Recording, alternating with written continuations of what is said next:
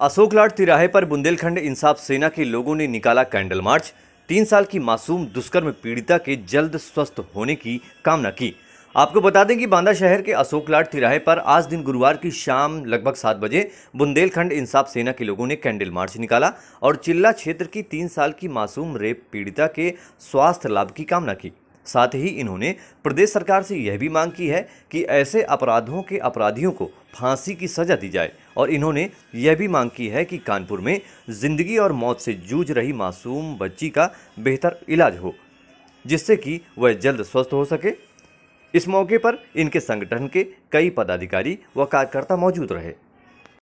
नोमानी, ये बताइए किस बात को लेकर कैंडल मार्च निकाला आज आप लोगों ने? जी, बहुत ही अफसोस और शर्म की बात है कि कल चिल्ला स्थित एक बालिका की 3 वर्षीय बालिका के साथ जो दुष्कर्म हुआ है, तो आज हम लोगों ने ये मांग की कि जिसने भी इतनी घिनौनी हरकत की है उसके खिलाफ सख्त कार्रवाई हो, उसे तत्काल फांसी की सज़ा दी जाए। और बच्ची आज मौत और ज़िंदगी के साथ जूझ रही हैं, तो हम लोग प्रदेश सरकार से ये मांग कर रहे हैं कि उनकी सही तरीके से अस्पताल में सही इलाज हो सके ताकि वो सही सलामत अपने घर वापस आ सके। इसी को लेकर आज हम लोगों ने कैंडल मार्च निकाल करके उनकी सलामती की दुआ की है। क्या नाम है भैया आपका?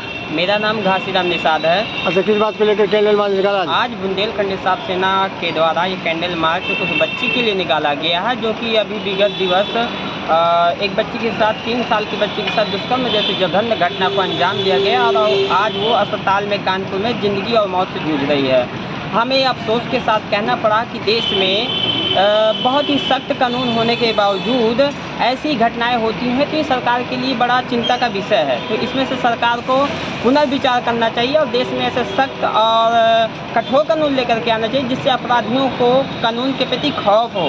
आज अपराधियों में ये कानून होने के बावजूद भी यदि खौफ नहीं है तो ये बहुत बड़ी गंभीर विषय है।